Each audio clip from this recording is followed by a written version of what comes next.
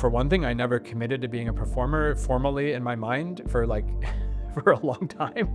I was just like, well, no, but honestly, I really had this idea in my mind. I said, I'm gonna keep doing things that I like to do.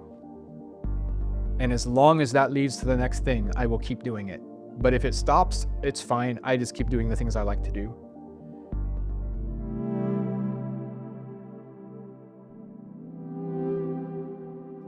Hello and welcome to another episode of Magic Up Close. We are here live at 69 Atlantic in Brooklyn with Jay Gilligan, Hey, avant-garde performance artist, visual sculptor, motion master, and some say juggler.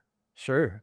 I say juggler. Yeah, I say juggler too. Yeah. Jay, you just finished up your first show of the run Yeah. here, and standing ovation. Everybody That was nice. absolutely going wild. Yeah. And myself included at the back of the room. I haven't seen you in a few months, Yeah, man. and it's just so nice to have you back.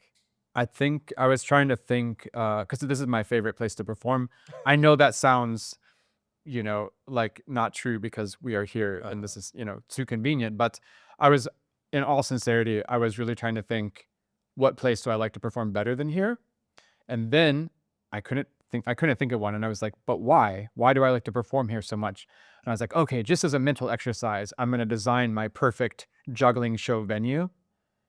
And honestly, man, I could not think of a better setup than you have here. Well, maybe slightly higher ceilings would be good. No, I don't know. I don't really like even the drama of that low ceiling is good. Yeah. It creates that tension. Yeah. I mean, everybody gets it. True. The ceiling is low. Like it's awesome, man. Well, it's funny because some of the people that came tonight even, they don't read the show descriptions. And so Right. they know us as a theater where you see sleight of hand, close-up magic. Right. And then they come in and at some point they're like, wow, this is not what I was expecting. Well, so that was the other element of this kind of fictional thought experiment of like, what's the perfect venue for juggling? The other element is that I'm not saying I'm the underdog here, but this is not generally a juggling venue. So like, it's not known as a juggling venue. Right. If it's known for anything beyond just like high quality, experiences, it's for magic, right? Yep. So it's even better to come in as a juggler, to not even have that expectation of like, well, we're going to see some magic. And then you start doing some magic, even it's amazing. There's still that expectation. Whereas like now it's like, well, it's a magic venue, but I get to be this kind of special guest. Yeah. And that happens a lot. I'd say like in a lot of my work, I perform a lot with orchestras, chamber music festivals with a string quartet or something. And then you are the juggler. So clearly you're the special guest, the special invited, I don't say weird thing, but like the fun thing. I kind of always hated that feeling though.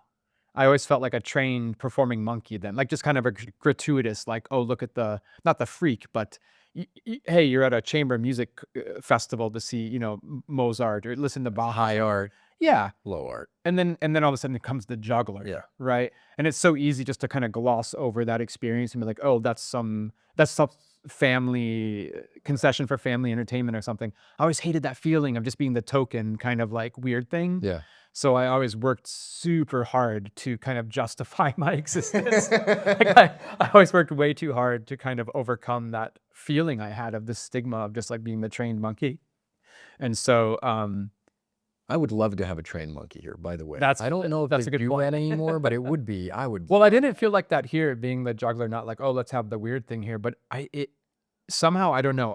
I really enjoy the audience interacts with things out front, and they get to be curious about the world. And then they come in here, traditionally a magic venue, and then I don't do magic. It's like, I don't know. It's kind of awesome. It is, it is awesome. And there probably are people watching or listening to this right now who are predominantly interested in magic. Right. Maybe. And they're thinking, why is there a juggler on this program? And Sure. whatever this program is. And I will say that your show is, in my mind, one of the most magical shows Wow, we've thanks. hosted here. And it is for all the reasons that you said. Right. That it completely blows people's expectations Exactly. wide open. They leave with a different perception of the art than they did when they came in. In one way, it is my job is easier because of that. Like that, there isn't that expectation of like, hey, we're gonna go see a juggling show and he's gonna do X, Y, and Z. Yeah. It's like, well, we're gonna go see the show. Normally it's magic, but I guess it's not magic tonight. And that way, it kind of is a better starting point to change that conversation with the audience. So I have a tough question for you because I don't even know how to answer this myself, but there may be people listening, watching that don't know your work. Yeah. They go, Jay Gilligan, okay, what does he do? Yeah. What should they go look at on the internet? Oh, okay. Well, for example, I mean, the show I did tonight is on the internet. That's right. That's right. I did. I kind of made my archive public a few years ago, which also essentially ruined my YouTube channel. It's just like 1,000 videos or something silly. Like it's all Ruined it or created a really deep wormhole for people to fall down. Of course, the intention was originally to like curate and edit everything. And at one point I was just like, this is beyond my lifespan. Yeah. So I'm just going to put it all up unedited and just be like, here's all the shows I did. It's so impressive to me how much material you've generated.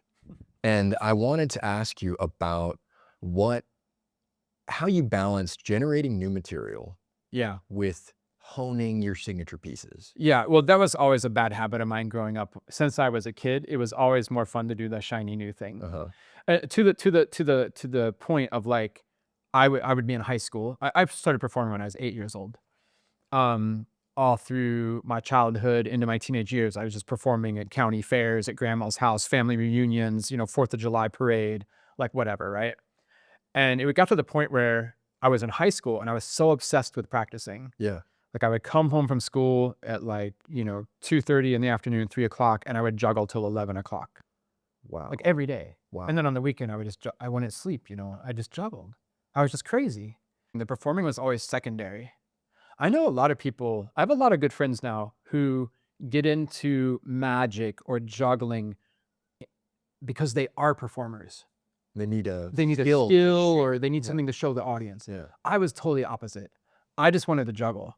And it happened to be that juggling was something that you would show people traditionally, right? Like in the circus, like came from the circus. So I was like, oh, well, I guess sometimes people juggle in a show. In front of people. I guess I'll do that. Yeah. So I wasn't like reluctant as a performer, but it wasn't my main, you understand the difference. Like I started just being a obsessed hobbyist. Well, it's clear to me, and I think it's clear for people that watch the show, that you're an artist first.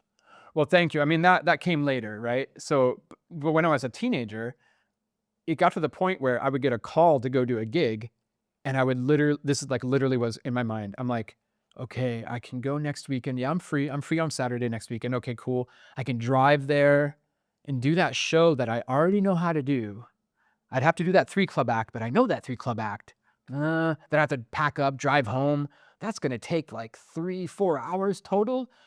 That's like 3 or 4 hours. I could be learning new tricks. And I would like say no to gigs because I would rather be home learning new tricks. And so, of course, like later on, performing did become my profession. Out of high school, I just started performing full time. And that kind of came back and bit me in the ass a little bit, right? Because it was like I was always on to the next thing without refining what was already there. Yeah. That was kind of a bad habit that I've tried to break the older I get. And the other thing that kind of accelerated that process of changing your habit with that is I think the older you get, maybe the more ambitious you get or the higher standards of quality you have. So it's like it takes you longer and longer to make the new thing because you want that new thing to be even better and even better. And part of that process then is maybe going back and refining the old stuff, which you didn't have time for before. But also your standards are probably lower. You're just like, oh, I don't care. I got this new cool idea. I'll try it tonight. I think that's a pretty natural process for any artist. Absolutely. Yeah. Where the skill, where you transcend from skill to art. Yeah. And there are times where people just pure skill, you're watching it, and it is transcendent because it's at such a high level. Yeah. But then there are people like you who not only have a great amount of skill, but conceptually push that boundary into a new territory. I kind of have an origin story of that. Okay. It was actually more conscious than unconscious, which, sometimes everything's like hindsight's 20/20, right? Like you never know you're in that era until you're out of that era looking back, right? Right. But I had 2 or 3 really formative experiences that at the time I couldn't fully articulate, but they stuck in my mind and kind of were signposts along the way. One was I was 12 years old. I was performing at a blue and gold banquet, Cub Scout. Well, it was kind of funny. I was like 12 and like kids were also 12, Some there doing like a 30-minute long juggling show. But I was like doing comedy. I was doing like knife juggling and I was just copying, when you're young, you just copying what you see, right? Yeah. I'm doing comedy juggling. Oh, comedy juggling. In the style of comedy. Yeah, exactly. And for kids my own age, it was kind of funny. After the show, I had an adult come up to me. I don't know if it's the person who hired me, but it was an adult. Came up to me after the show and said, "Hey, that was really great. You're amazing. I noticed you juggled 7 balls, and 7 balls, that's a really hard trick. You're really good." And that stuck in my mind. And I was like, oh, first of all, I don't think I'm good. And that's not because I had bad self-esteem. It's because I knew I had how many thousands of hours I practiced 7 balls. I was like, me and you, that guy, right? We're the same person. It's just that you didn't spend the like thousands of hours practicing 7 balls. So I don't think I'm good. I think I put in the work in that area so I can do it. But there was a distinction there. But the second thing was he said, "That's really hard to do. You're really good." And I was like, immediately I said to myself, I was like, I don't care that it's hard. And then I thought, oh, but what do I care about? And that was the first time I was 12 years old. I didn't have language for this yet. But it stuck in my head where I was like, I don't care to impress this guy that it's hard to do. I was just like, it looks cool. That was like the limit of my vocabulary. This looks cool. But that was the artist that was the journey that started, right? And the second thing that happened was I was like 18 years old and I was at the Celebration Barn Theater up in Maine. Yeah. Abner, right? Yeah, Abner Eisenberg. And also, I mean, Tony Montanaro started the Celebration Barn Theater. Oh, okay. The famous mime. Tony is the guy who made the wall. So if you ever see Everybody's using his same wall. it's Tony's wall. Wow. And so I was That's like a archetypal. You're the dude who made the wall. That's amazing. And he made Celebration Barn Theater. Wow. So they would run workshops up there and like 1 or 2 week long classes or whatever, and different guest teachers would come in and you could be there and you could do workshop new material or have different sorts of theater classes or whatnot, right? And so I remember I was there maybe around 18 years old or something, and there was a guy named the Muffin Man was there also that week. And the Muffin Man made a really impassioned speech during the day. Stood up in front of all the other students and the instructors and said, I only live for the audience. That's all I care about. Like I just give, there's nothing in me. I'm just there for them. I just serve them. And they're like, okay, this guy is super intense, And then that night we all did like 10 minutes of our show and then we would have a little discussion, like, workshopping your show. And I remember the Muffin Man went and did his show and it was terrible. Huh. Everybody hated it. The other students hated it. The instructors hated it. I hated it. And that was a moment where I go, wait a second. Nobody in this room likes this show because he just said he's only here for us and we didn't like it. So this was a complete failure. So then I said, I mean, this is so cliche, but I was 18 and I said, from here on out, every time I do a show, at least one person's going to like it. And that person's going to be me. Yeah, that's good advice. And so that was the same time I also started I saw dance for the first time, and dance was really confusing to me. I was 18, I hadn't seen dance before. And I was like, what are they doing? And there's no tricks. like they're just kind of waving their arms around. And then it was like, oh, wait a second. There's something going on here I don't understand. And then it was like expression, composition, aesthetics. And then there's the blue and gold banquet. Okay, that's why I'm doing 7 balls. Expression, composition, aesthetics. Aesthetics are clearly very important to you. Yeah. Your show looks really cool. Whoa, thanks. It does. It looks Cool. so cool. Great. There's all these images that are so compelling and memorable. Great. And it strikes me that you probably work very visually. Yeah, I mean, because juggling at the end of the day, I think it's a visual art form. I mean, if you really want to simplify it, we can start to say stuff like sometimes I'll describe it to people as like, not really, but like painting in the air, or you can say like visualizing music with objects, trying to get a shortcut more towards like what I'm trying to do. I mean, that's really maybe pretentious or conceptual or a little bit wrong. That's what we're here for, man. But maybe fundamentally what that's trying to express is I have a friend, Eric, who's doing a PhD, and he had to come up with kind of a mission statement for his work or something. I was like, oh, maybe I should have a mission statement. Like, what would that be? Did you come up with one? Yeah. It was basically that I've spent my life looking at juggling as an art form that is something other than skill, difficulty, and risk. What it means is in my work, there is skill, there is difficulty, and there's risk, but they are not the top of the hierarchy of what I'm trying to do. That's all it means. But I would say 99% of all the juggling you see, the number one priority is skill. Yeah. Or risk. Yep. And risk. Yeah. Right.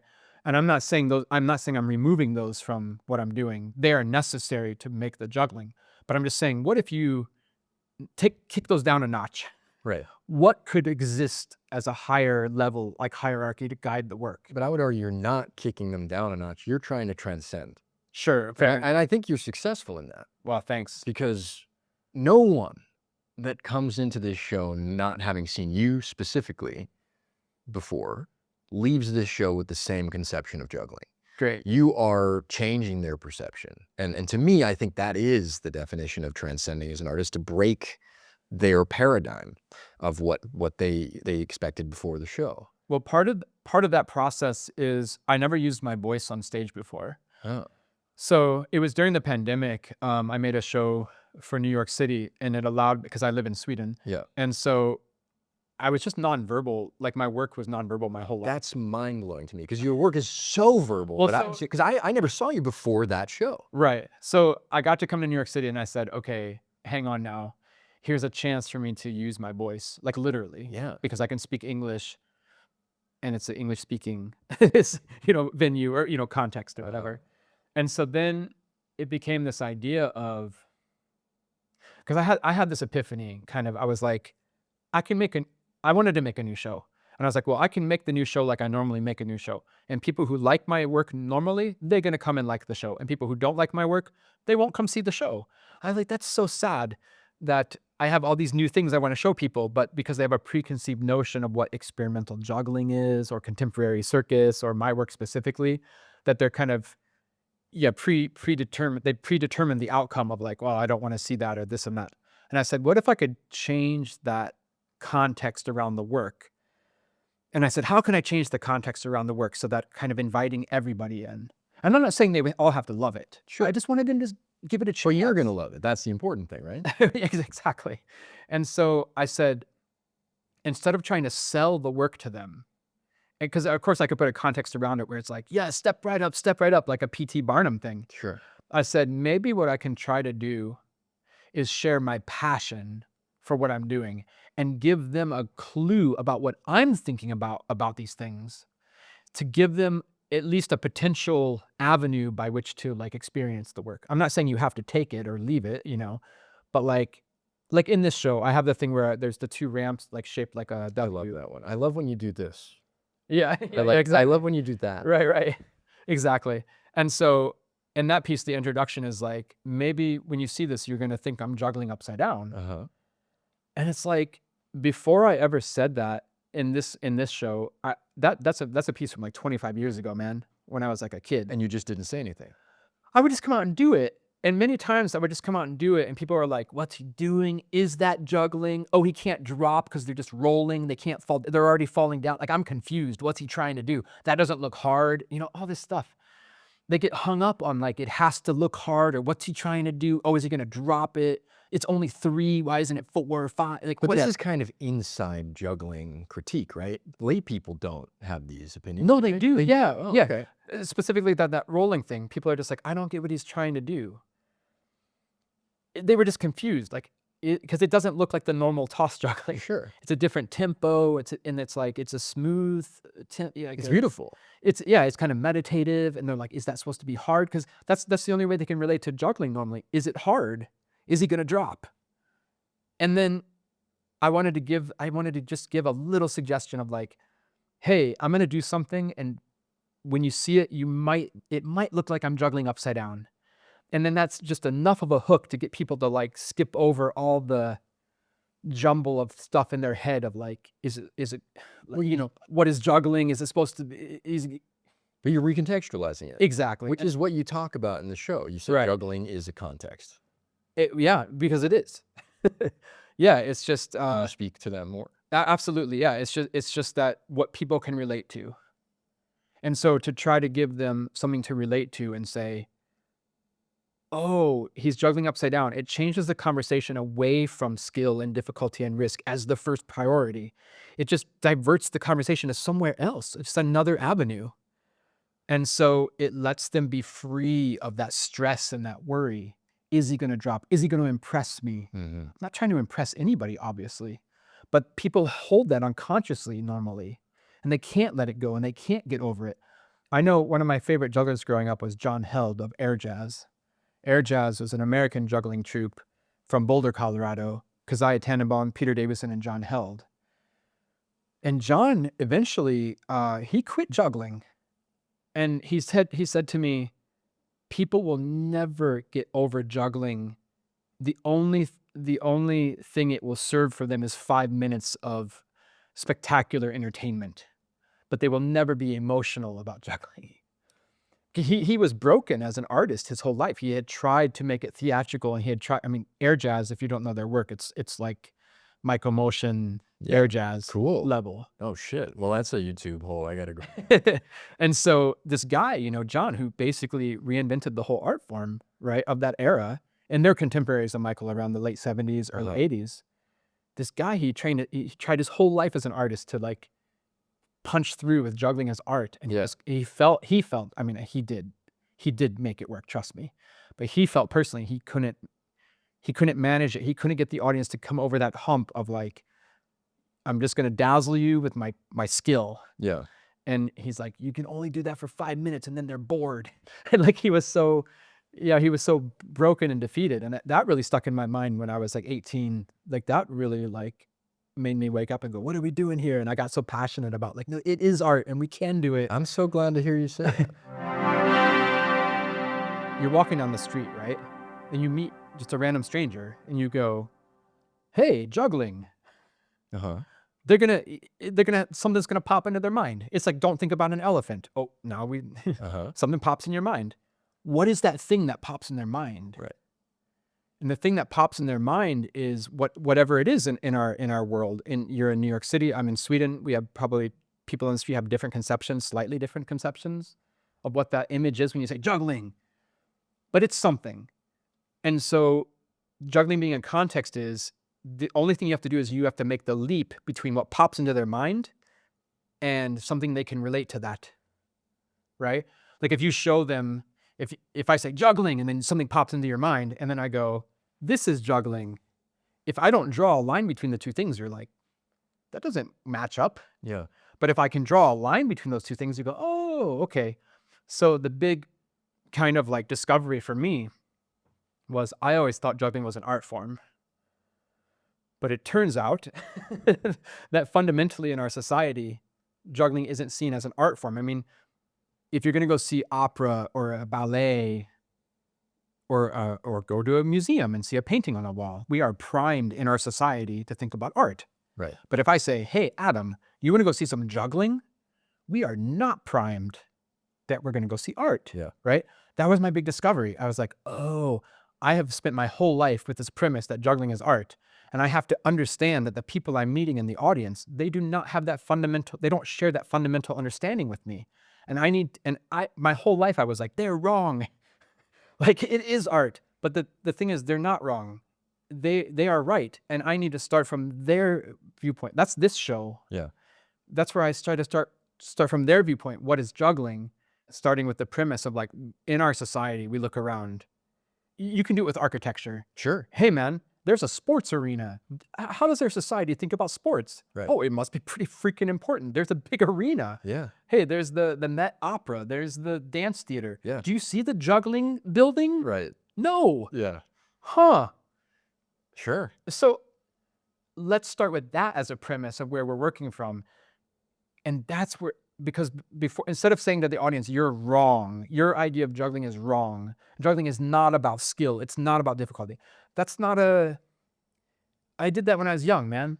Yeah, and then you learn with age that Sure. they just haven't spent nearly as much And time, or maybe any time, thinking about it. so that was the idea of giving everything a new context of like, let's invite them into the world from where they're at. Right.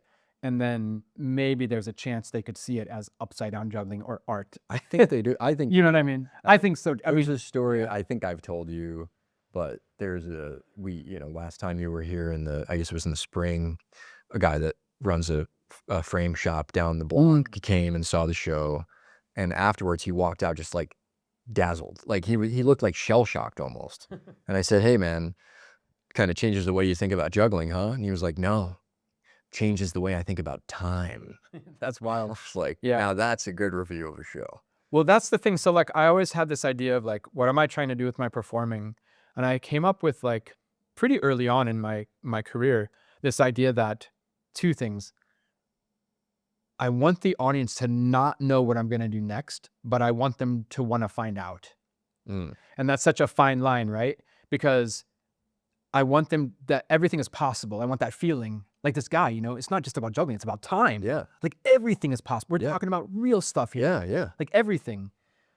And so I don't know what he's going to do next, but I want to find out. And that's the hard part because you can also alienate an audience and they could just be like, I don't know what he's going to do next, Sure. and I don't care because what the hell, I'm totally lost. Screw this guy. And that probably happens too. Absolutely. Yeah. I mean, that's the thing. That's the fine line between like that tension between like, I don't know what's going to happen, but I want to find out. Yeah. And articulating that really helped me out like years ago. Like that's what I'm striving for in the work, that the work becomes more universal.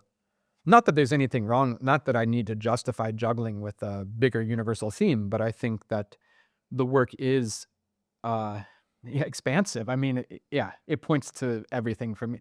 Obviously, juggling is everything to me. That the guy's talking about time is awesome. I relate to that. Yeah. That's what I say. Well, you've thought about juggling a lot, and for the viewer here, they may not realize there is such a thing as a circus school where people go to study at a very high level and with real intellectual rigor these variety arts. And you've been teaching juggling for 20 years? Yeah, something 25 years or something. Yeah.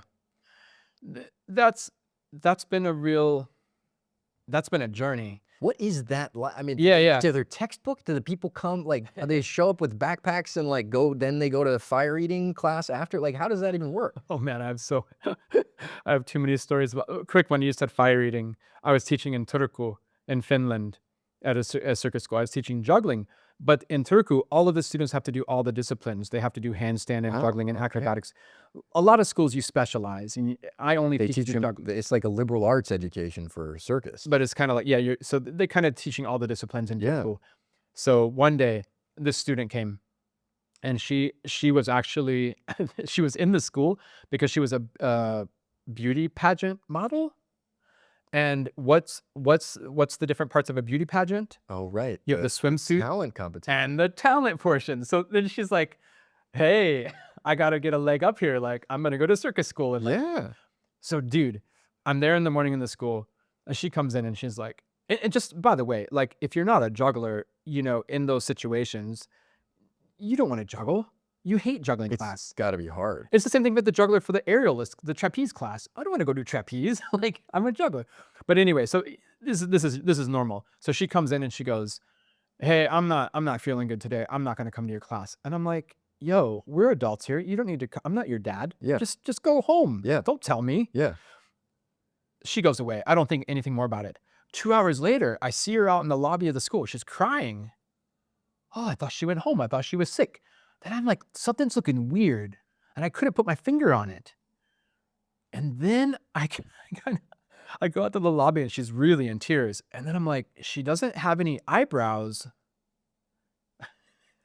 You had mentioned fire eating before. Oh, no. What she had done was, she wasn't sick and she didn't go home. She went out behind the school to learn how to breathe fire alone and had taken a mouthful of gasoline and blown it into the wind, and it got back into the face and like burned off all of her. Oh my gosh. She's lucky she didn't end her whole beauty pageant career. Dang. Anyway, dumb story from circus school. Yeah. I heard an exercise that you do. I don't know if you do this on the first day of class, but this is how I imagined it. Is that when you have the new students come up and you say, okay, do something that's not juggling. Yeah, absolutely. Yeah, exactly. Because we have to first to define. But okay, hold on now. I'm from Ohio, right? Yeah. Dude, in Ohio, we do not have Circus University. It's weird. Like having a university for circus for me is so weird. Yeah. And on top of that, in Europe, you know, a lot of schools, it's state sponsored. You're not paying to go to school in university. I just love when So performers come here and they're like, yeah, the government gave me money to make a show. exactly. They're doing something right. So I'm from Ohio and I'm in Sweden teaching a university level course of juggling in a circus school. Mhm. This is weird to me. Just to say. Yeah, no, So- I think it's subjectively weird. Yeah. So many times I'm walking to the school to teach, and I grew to be really concerned with what am I teaching? I'm being paid by the government to teach juggling. And as many jugglers as there are in a room, you will get that many answers to what is juggling. Yeah. That disturbed me a lot. Yeah. Like I couldn't define what it is I'm being paid to teach. You gotta set your parameters. So that was a whole journey. And that's where this exercise comes from, where you go, exactly, first day of school, do something that's not juggling. And then we find the line, like where is that line? Because juggling is a context. It's not a technique. Everybody thinks it's a technique. Everybody thinks it's a certain type of throw or catch, or it's hard, or there's a level of like difficulty. It's nothing like that, man. It's a context. Anything can be juggling as long as I can make you believe it. I can draw that line from your juggling, and then it's in your mind, and I can draw it to what I'm doing. And that's a hard process, but it's not like a finite, boxed in, definable thing. It's fluid. Yeah. It's a fluid definition. Yeah. So yeah, there's a couple of exercises that are fun. There's like, do something that's not juggling. The real exercise, to be technical, is do something with 3 balls that is not juggling. And all 3 of those criteria have to be met. Because it's very easy to not do something with 3 balls and have it not be juggling. Right. So you have to do something, and then, well, was it with 3 balls? Because I can put 3 balls over there and then just be here with you. Well, am I doing something? Is it with 3 balls? It's all subjective. And we start to find our boundaries or our preconceived notions there. Then there's another one that's like, do juggling. So you have to do something, and it has to be juggling where it's impossible to drop. Oh, okay. Well, what do you mean drop? Yeah, okay, exactly. A drop, it turns out, everybody thinks a drop is like a physical thing. A drop is a physical action. At best, a drop is a mistake, they think.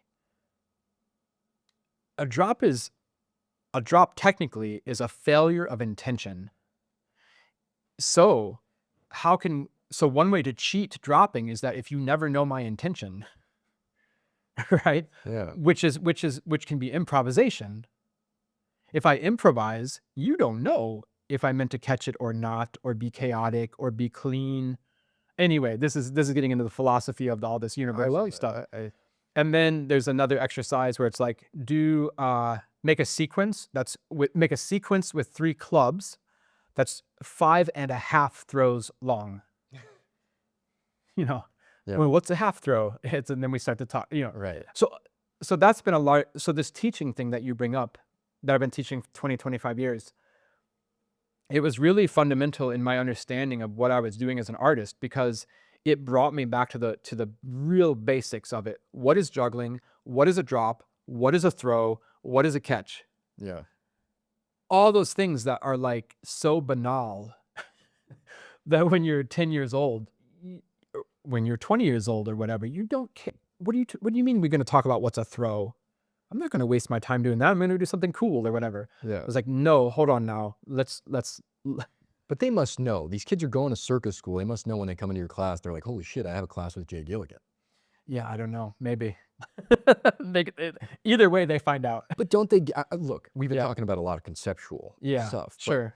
On a practical level, Yeah. you have created some of these objects, some of these tools that now people are using all around the world. Yeah. This thing behind you, right? Yeah, so it's a club, and then there's a little cup in the top of the club so you can catch a ball in the club. And then what's fun about this kind of situation is you have like two objects. You can do a subtraction of one object and they become one object. Like, 2 minus 1 is now it's one thing. Uh-huh. Or then you can do an addition with a certain technique and it becomes 2 again. There's a lot of philosophical ways to think about a prop like this. But one thing you talk about designing props, sure, we can talk about physical shape, which is what we're talking about here, a modification that's a physical shape to allow an interaction with another prop, Yeah. which is pretty unusual, I'd say, in juggling, as well as just mixing shapes together in juggling, like clubs and balls normally don't interact in the same sort of pattern or routine. But maybe what's more, I don't know, concerning to me as an artist is we go back to that thing we talked about earlier where juggling is a visual art form and you talked about aesthetics. Imagine you're a painter and there's one color of blue in the world. There's a blue paint. You go to the paint store, Yeah. there's one tube of blue. That's it. Yeah. And you're going to paint a picture of, I always say like the ocean and the sky. It's just going to be a big blue square. There's no horizon. Like you can't distinguish them because you also can't mix white in with it because you don't have that ability. As a juggler, we are so stuck with the tools that other people make us. Making objects is not part of our process as of being a juggling artist. There's lots of different reasons for that. Lots of it historical and just kind of cultural inside the juggling community. I mean, the other part of it too is that like, this took me 15 years to make, man. Like This is your Yves Klein blue. This is your... yeah, I mean, of course it was 15 years of doing other things, but like, to get a mold Yeah. and the economy of scale, like all these things. I mean, even just dumb stuff. Like, yeah, I could have went to China like 10 years ago. I had a quote. I could have got like 2,000 of these for like $1 each. Yeah, I can afford that. What the hell am I going to do with 2,000 clubs, man? I don't want to have that in my garage. Right. So just dumb stuff. This idea of being an artist as a juggler who has a maker aspect to their process, it's kind of unheard of right now. And as a visual artist, going back to the blue paint thing, it disturbs me that I don't have control as an artist over my visual media, my medium that I'm working in, right? So for example, yeah, I have this color of blue. I picked this color of blue, but it's the only color of blue I have for this club. What if I make a trick? And now we're getting really esoteric, but this is the life, man. This is my life. What if I make a trick with this and I think that the shade of the blue, if it was darker blue, the trick would look better? Well, we're not going to find out, are we? You couldn't paint it? So of course we can start to paint things. The problem with paint, like to be really literal, curious, be really literal about your question. Well, paint doesn't stick on this type of plastic. If I drop it, it'll crack. It gets all over my hands. I mean, it's funny you say the paint thing because it's not a bad idea. And of course, nowadays the conversation is we'll just go 3D print it. It's like, well, It's not the same quality too. exactly. We're not quite there yet with the 3D printing. But Rit dye maybe for the club? Yeah, I'm not saying it's impossible, but also at the same time, I mean, to open this conversation up a little bit broader, I want to spend my time as an artist doing what I do, which is juggling, Yeah. and not becoming a manufacturer. Okay, well, or an I artisan. would push... Do you know what I'm saying? I'm going to argue with you a little Sure, bit. sure, Because I think a major component of your art, having seen your show, look around us. Yeah, fair. You make stuff. You make objects. You may sometimes need people to make the robotics or whatever, but you've got MIDI controllers and you've got, robotic things and like cradles here, and these are things that That's fair. Objects you created. That's fair. The way I create objects is I build relationships and collaborations, honestly. Like to do this club, I did not make this personally. Sure. Well, look, Andy Warhol wasn't making his Hey, no, but this idea of having a network, having a core team, it's so important, and I didn't get it till later in life. And that's one regret I had from when I was younger. Right? Jugglers are similar to magicians in that way, that Right. they're often the one-man band. But No director, no writer. Exactly. But let's say one thing about juggling and magic is I think magicians, from my observation, it is more embedded in the culture of magic to actually like craft your props maybe and have a more hands-on approach to like the subtleties of like the details of the thing. For some. Yeah. And then there are certain people that if they have to put a piece of tape on something, they're going, I'm not a crafter. Right. And there is that gulf. I wonder, I remember we talked about this at the Gathering for Gardner, and you kind of made me look at the magic community with somewhat kinder eyes, because you were really complimentary about how people are publishing their ideas. People are gathering to discuss their new takes and innovations. Well, so, oh man, like if we can talk a little bit about comparing juggling and magic, I think that's in the 10-hour conversation, but I think there's so many little things to start to pull out that are fun. One is just that this idea that I find it embedded in the culture of magic. And again, I'm an outsider, I'm a juggler, so forgive me if I misspeak about magic culture, but there is some sort of like language. Hey, I'm doing a take on Slidini's balls over the head. Like just that phrase. And also the fact that you have literature that's published and that you can have like physical books. And I'm not saying every magician is like into it like this, but also it's maybe really unfair to compare juggling and magic because it's just an order of magnitude larger community. So I can really more cherry pick examples of like, wow. So the magic community you think is bigger. The people that practice magic, as professionals or as amateurs? Orders of magnitude bigger. Really? Oh yeah. It's surprising to me because I would expect that like anybody with 3 objects can juggle. Yeah, but okay, yeah. I mean, we don't need to get too deep into the semantics of like what is the culture, but I mean, maybe people who would define themselves as jugglers, like they identify as a juggler. Now, my theory on this that I'm forming now as I'm speaking. Yeah, great. It's because of the magic marketplace, let's call it, which at some point was an economy of information, where they would say, I have this secret, you must pay me for it. And now you have a customer, now you have a relationship with this person that creates things. And I think, sadly, a huge percentage of the magic community is actually a marketplace.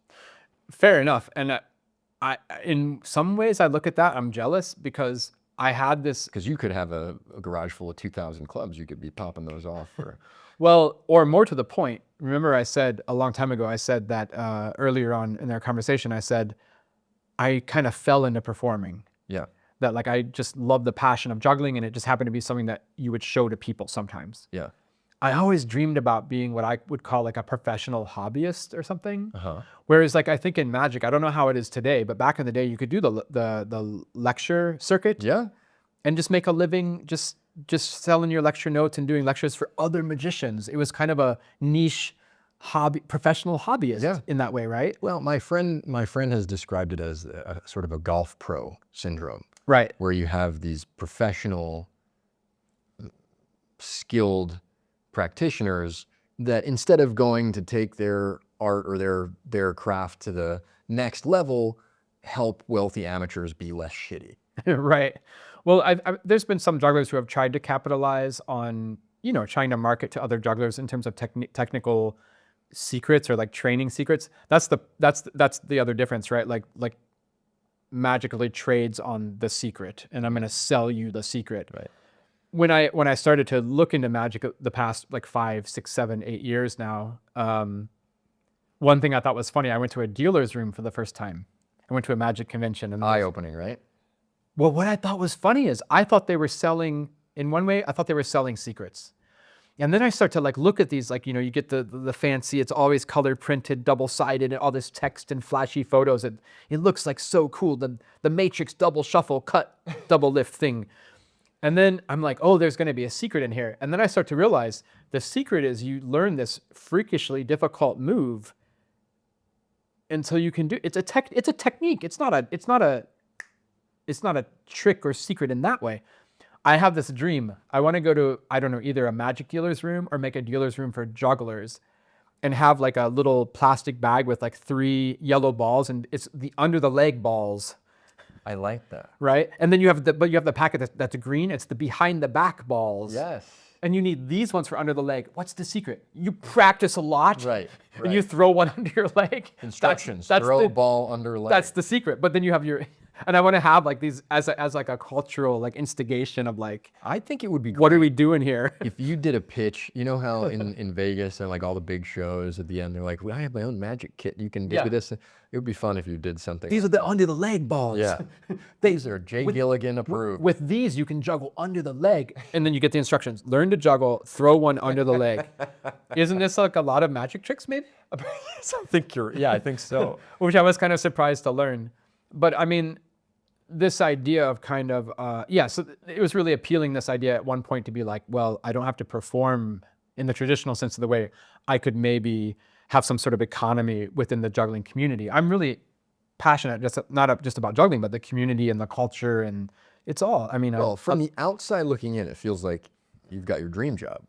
oh yeah, You've got passionate young Oh, for people sure. coming in to talk to you at a very philosophical level about juggling. Oh yeah, I mean it's insane, dude. It's weird. Again, it's so weird. There's a university for circus, and then it's state funded, and then I'm sitting there trying to think like, what is juggling? Like, do something that's not juggling. Yeah, it's completely mind blowing. Like, what a weird luxury. Yeah, but yeah, so those kids come in, and then they. One aspect you were asking about, like, what is their life like, is one weird thing that to deal with is, and I wonder how it is in magic, but like. Now it's socially acceptable to go to school. Like, imagine this. Let's say you're 18 years old, right? Yeah. Let's say you're living in, who cares, Denmark. It's a nice place. You're there in Denmark and you're a juggler. You've been juggling through high school, maybe with some friends. And then you say to your parents, hey, well, I'm finishing high school and I think I'm just going to go practice juggling for 12 hours a day. And your parents are like, I don't know, Adam. Yeah. Like, we had higher aspirations for you. Yeah. But here's the alternative. Hey, I'm going to university. I'm going to get a BA, a Bachelor of the Arts in circus. Circus arts. Suddenly it's a social like lubrication, Totally. like whatever, right? I see that. But there's a weird thing, which is that, especially I think it's specific to juggling, because a lot of other circus disciplines, you need infrastructure. If you're going to do the triple backflip on the teeter board, you need the lunge system in the foam pit and the coach. When I was a kid, no joke. And the coach, right? Full backflip on the teeter board. Then you need the coach. You don't do that in your backyard. And the lines and the Exactly, and the guys trash and mats and everything, right? Juggling, you don't need that. Like, if you go out in your backyard and you throw 7 clubs up in the air, yeah, maybe you get hit in the head or something. But yeah, but you could make the same argument, like, to study chemistry, you need the lab. To study philosophy, you don't need anything. well, in terms of technique, I think of juggling, we're not pushing the human limits, the boundaries of the human limits of juggling technique to the point where we need coaches yet. Just to say. Interesting. You can go to Soviet era, like Russia and stuff, and you have like Sergei Ignatov and Viktor Key, and all these people will argue with each other about who's right and who's wrong in terms of technique. And I can tell you all their technical ideas and how they're different and who's right and who's wrong. Dude, you can look at hobbyist videos right now on YouTube and clearly see people juggling 7 clubs with the worst technique. Clearly, we are not near the limit of human ability. If we were near the limit of human ability, then we can start to go to like Nike and Reebok and Adidas and get the sponsorship deal with the logo on the club, and you're in the wind tunnel and it's made of titanium, and then we're 3D printing for real. Right. But we're not there. So this idea of going, Somebody put Jay in a wind tunnel, please. We need to optimize this. we need the sponsorship deal first. Yeah. Just the branding. And then I can come here and have the logos all over, like the racing car jersey. No, but this idea of like going to circus school for technique for juggling, we're not there yet. So one weird thing about this, there's an automatic response that's been being built into the culture now, where you're a kid, you're in Denmark, you're 18. Well, I want to be a juggler. Adam, when I was a kid, dude, I went out to the cornfield in Ohio. I was a juggler. Yeah. I did it myself. Now it's like, I have to go to circus school. There's a weird validation. Okay. And so then you get these kids in class where it's like, they're just sitting there watching you and you're like, well, you should go practice now. Oh, okay. And there's a weird thing between juggling and like self-motivation and stuff.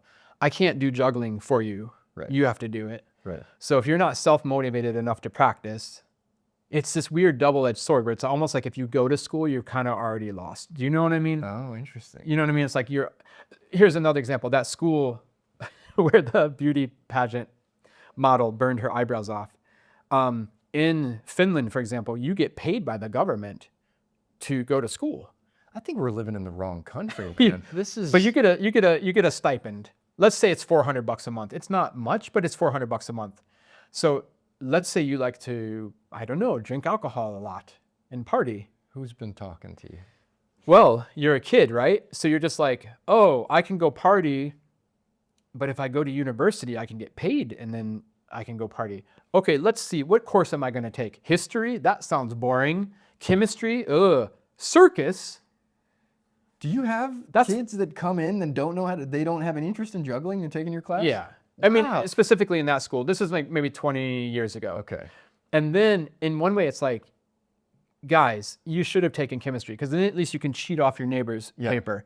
You can't fake a backflip. Right.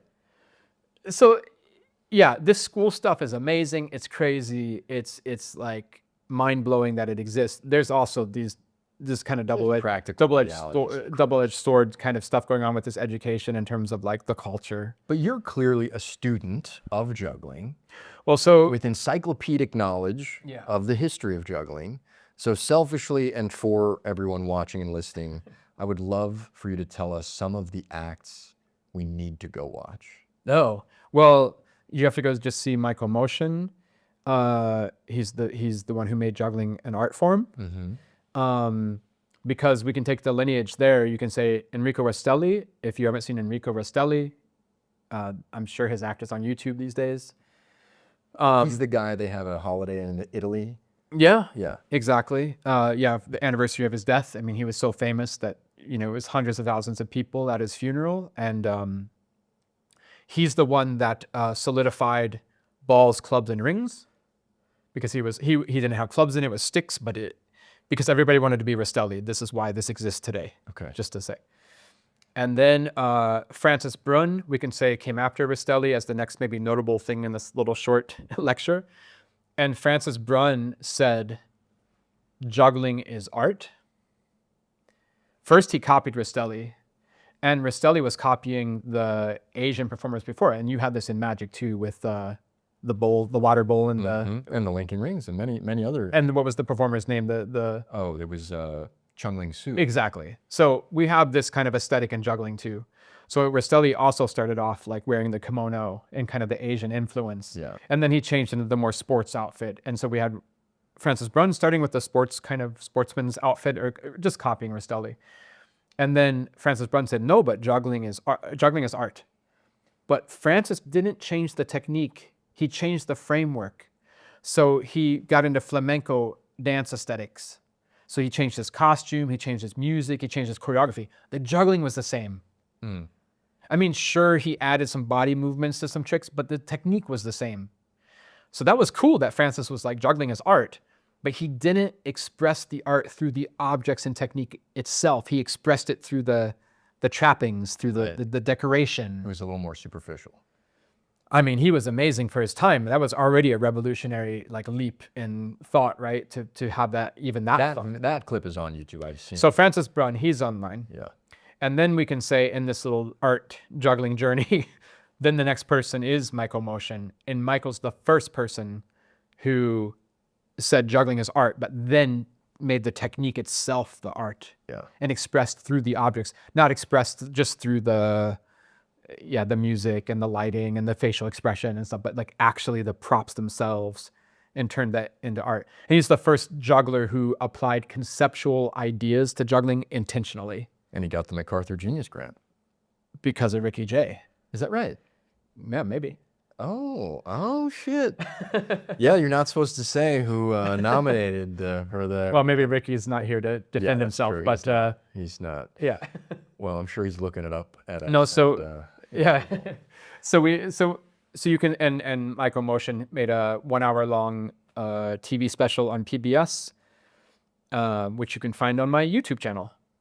That's cool. Because nobody else had digitized it and put it online, so I was like, we have to put it up for the kids. That's great. The kids today need this. So that's kind of my lineage of like juggling art. Okay, but what about people working today? You might go to Vegas or be in Germany or somewhere. Oh man, who's doing stuff that makes you excited about the future of juggling?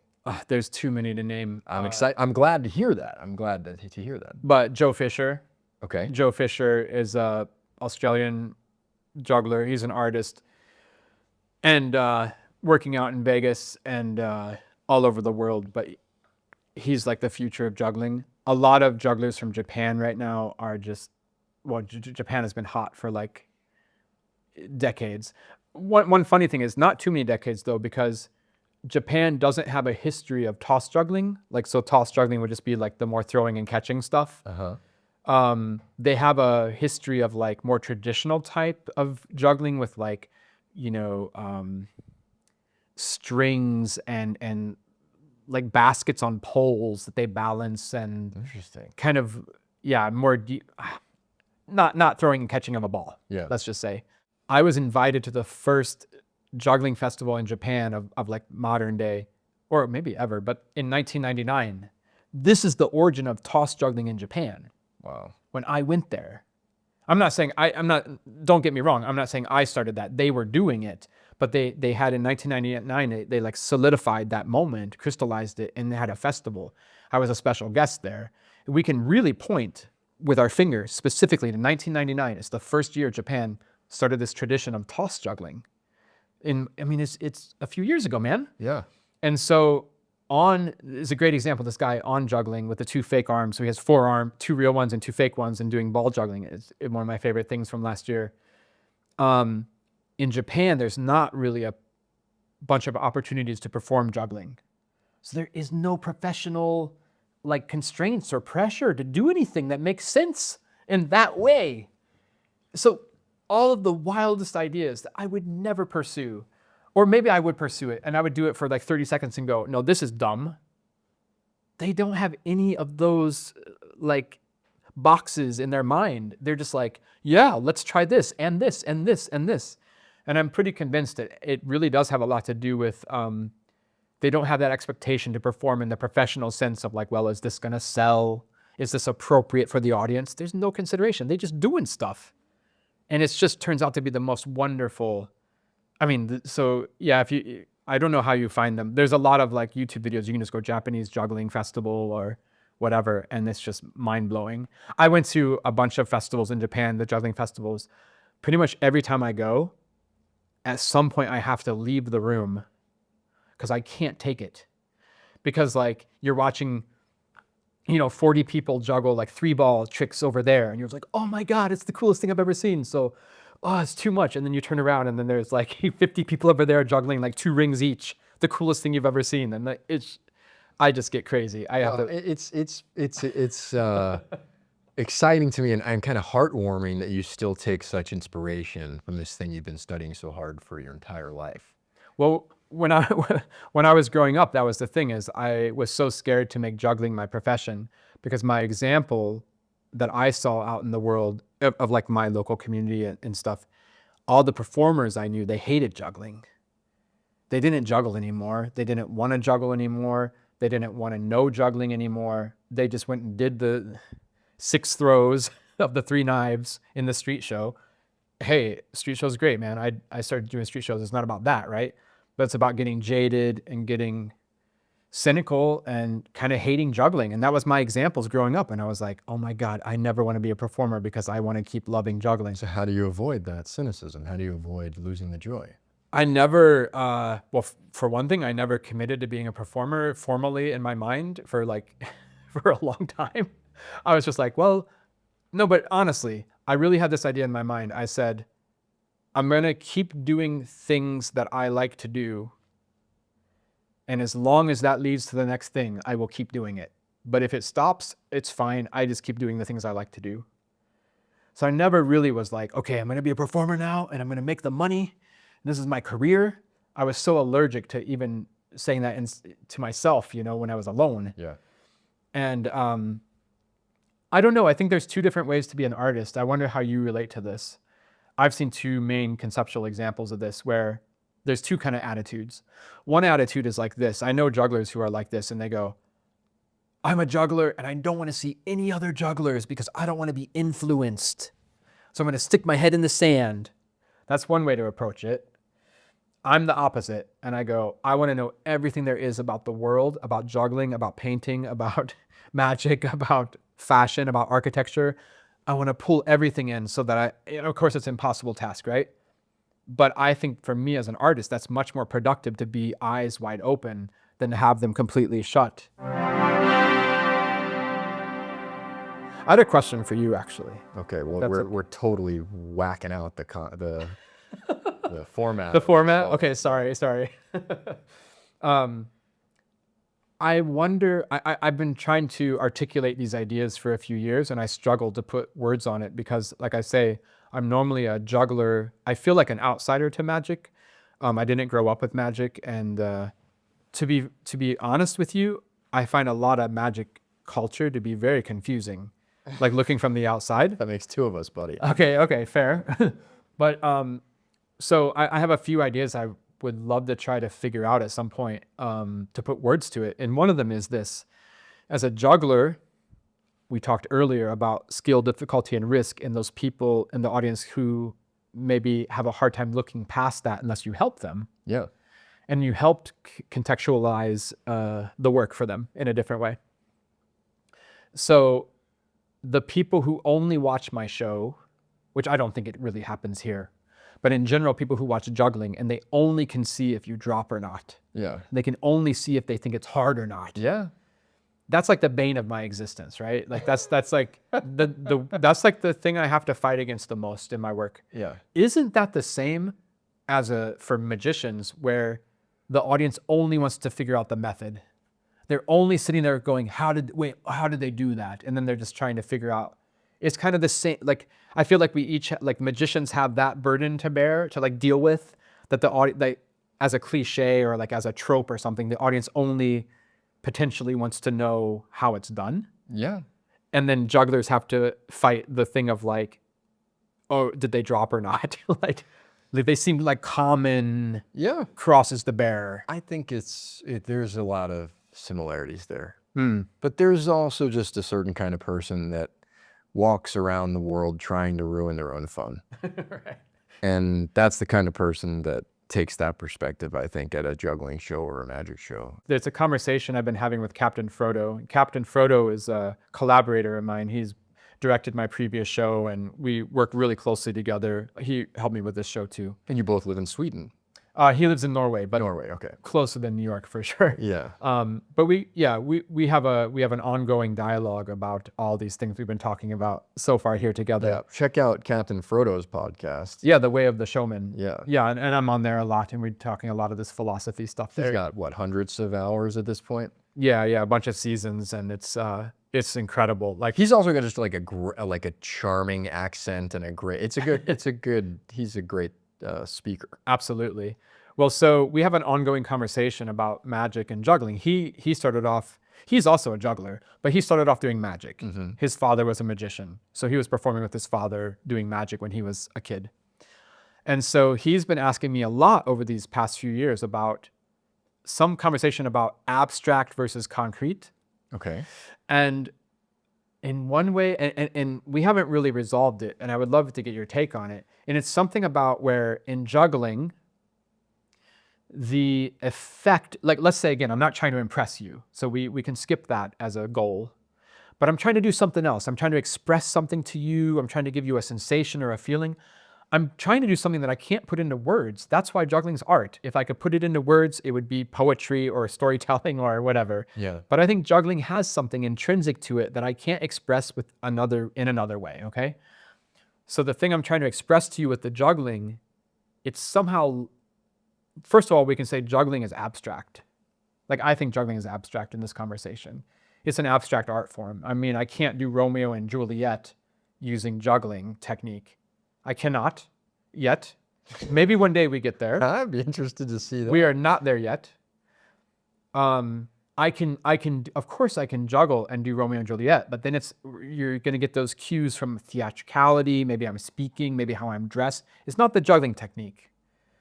So juggling is an abstract art form right now. It's not, it's really impossible almost to express concrete things through juggling. This is a deeper conversation, but just follow me here for a second. Okay. So it's an abstract art form. Whereas in magic, at least the narrative seems more concrete. The narrative seems more linear. Here's a coin. now it's gone, now it's back again. Yeah. And I'm not saying that you can articulate what that feeling is in people, but at least the moment of the feeling is more clear. So for example, then in juggling, it's concrete. You can say, well, he's juggling 5 rings, but the moment of like transmission or expression, it's like, maybe it's just a longer duration. Like if I do a whole routine with 3 balls, it's like 5 minutes long. There's not a real pinpoint moment. In magic, it feels like there's a real moment of wonder, a moment of astonishment generally. And then you can have different phases and different, like a kicker and stuff, right? But it seems more linear and more concrete in its progression. Yeah. Most magic is narrative, Okay. but not all sleight of hand is narrative.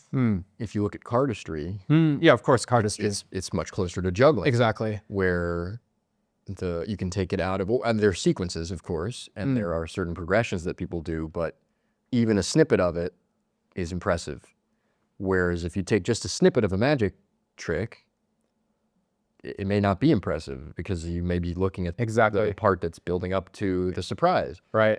Or you may be after the surprise, or if you just see the surprise and you don't know the context or what the parameters were prior to that, then it's not very surprising. Right. So I think it's just a matter of narrative versus non-narrative. Fair. Okay, maybe that's what we're talking about. But we're really trying to think about this idea of like, yeah, so because the fun thing of that conversation is then can you flip it around? And like you just mentioned, cardistry is a great example.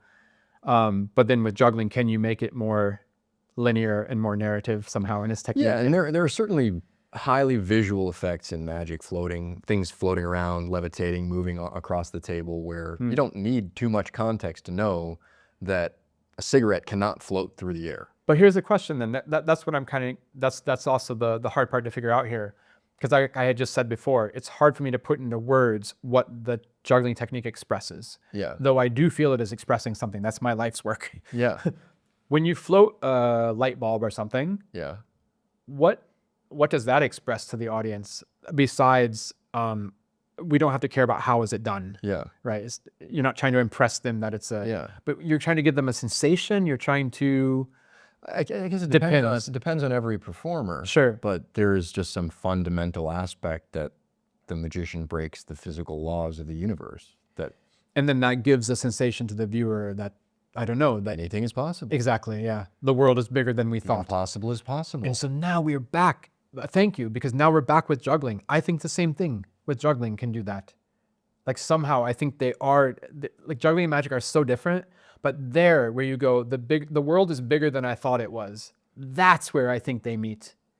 Because that is as I have, maybe we wrap up a little bit with this kind of, Sure. because this feels like they come together here. Yeah. I have a kind of a mentor in Sweden. He's 80 odd years old, Ivar Heckscher. And he was he's the ex-director of the circus school. He retired, of course, he got old enough to retire. And he's not a juggler, but he loves juggling. And that's great because he says stuff that doesn't make any sense because he's not stuck by technique or like experience, you know? Like he said one thing one time, he goes, Jay, when you're juggling, shouldn't the balls kind of, when they're in the air, open up and then other balls come out and then they just kind of like Matryoshka dolls. And I said, yes, Ivar, like that doesn't work. And then I'm thinking like, that would be great. So he's always saying these things. Yeah. But he said something like, juggling teaches us humans about how the world works in terms of like our physical interaction with objects. Like like you watch a juggling trick and you go, and I don't know if this is conscious, it's probably unconscious, but there's maybe a part of you, I do a trick in this show, right? I don't know what trick it would be, but you see it and then you go unconsciously, you're like, huh, I didn't know the world worked like that. Huh, I didn't know that a body and a blah, blah, blah prop could interact in that way. And when you interact like that, the thing goes like that. And there's like a fundamental understanding of what it is to be human on this planet without being too big. I mean, but yeah, I think there's a truth there. Of course. Where it's like you see the truth in the work about who we are as humans, the human experience, right? And maybe it's the same thing when you're floating the light bulb or whatever it is you're doing with this effect. Well, I think we get closer to this truth. You could even expand it outward and say that is really the highest level of live performance, to see a person do a thing you didn't really understand that people could do Yeah. before that, Right on. and leave the theater feeling there are greater possibilities than when you first walked in. Yeah, you feel alive. Yeah. Yeah. Great. Thanks, Mel. Well, thank you for doing that here in this room. I know I feel privileged every time I get to watch you work, and even more, I feel a great thrill introducing your work to Cool. all these people here in New York. And I know people are coming back from having seen you the first time, and it's one of the shows that we hear about the most from our regular visitors. Cool. So you really are making an impression on people, and I think you're pushing that boundary even farther. So maybe the Great. juggling of the future is closer than you might think. Sounds good, man. Thanks for having me. Thank you for being here Great. today. Thank you for listening / watching to Magic Up Close. This episode was produced by Hal Schulman with music by Thugfucker.